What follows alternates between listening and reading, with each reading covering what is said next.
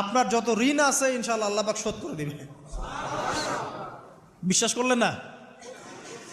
এই দোয়া শিখাই দিচ্ছি, এজন্য আমাকে হাদিয়া দেওয়া দরকার, স্পেশালি আমাকে এখন হাদিয়া দেওয়া দরকার।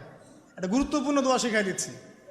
আলী রাদিয়াল্লাহু আনহু বলেছেন, কোনো ব্যক্তির যদি পাহাড়ের সমানও ঋণ থাকে, এই দোয়া যদি আমল করে আল্লাহ পাক ওই ঋণও শোধ করে দিবেন ইনশাআল্লাহ। ঋণ কেমন জানেন?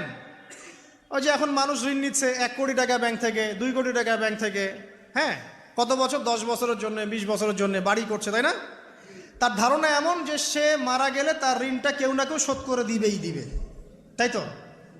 আর আল্লাহর রসুল কি বলছেন দেখেন, একজন মারা গেছেন, নবী সাল্লাল্লাহু আলাইহি সাল্লামের সময় একজন মারা গেছেন। তো নবী করিম সাল্লাল্লাহু আলাইহি সাল্লাম বলছেন, এই ব্যক্তির কি কোনো ঋণ আছে? একজন সাহাবী বলেন, হ্যাঁ ইয়া রাসূলুল্লাহ, তো ঋণ আছে। নবীজি বললেন, তোমরা ওর জানাজা পড়ো, আমাকে ডেকো না। তোমরা ওর জানাজা পড়ে নাও, আমি জানাজা পড়তে চাচ্ছি না। আমি এখন কেমন করে আপনাকে বুঝাবো ঋণ কত ভয়ঙ্কর জিনিস। আপনি যে ব্যাংক থেকে 3-4 কোটি টাকার লোন নিয়ে রাখছেন, লাখ লাখ টাকা লোন নিয়ে বসে আছেন, দিব্যি সুখে বসে আছেন, এমন চিন্তায় যে আপনার মৌত হবে না।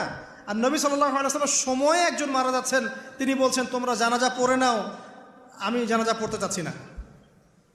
মানে ঋণগ্রস্ত ব্যক্তি জানাজাও তিনি পড়তেন না। তারপরে একজন এসে বললেন, ইয়া রাসূলুল্লাহ, আমি তার ঋণ শোধ করে দিব, তার যা ঋণ আছে আমি শোধ করে দিব। তখন নবী এসে জানাজা পড়লেন সাল্লাল্লাহু আলাইহি ওয়াসাল্লাম। তো আপনার এই কোটি কোটি টাকা ঋণ শোধ করার লোক তো রেডি আছে নাকি? আছে না?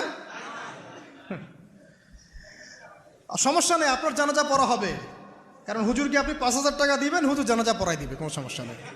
তারপরে আপনার মিলাদও হবে, আপনার একটা বড়সড় দোয়াও হবে ইনশাআল্লাহ। কিন্তু আল্লাহ পাক বলেছেন যে শহীদ, আল্লাহর পথে যুদ্ধ করে শহীদ হয়েছে, এই ব্যক্তির আত্মাও ঝুলে থাকে যতক্ষণ পর্যন্ত না তার ঋণটা শোধ করা হয়। এবার বলেন আমি কি বুঝাবো আপনাকে? আর কিছু বলতে হবে? তো এখন সেই দোয়া শিখাচ্ছি আপনাদেরকে, যে দোয়া শিখলে আপনারা ঋণ থেকে বাঁচবেন ইনশাআল্লাহ। কত দিবেন বলেন?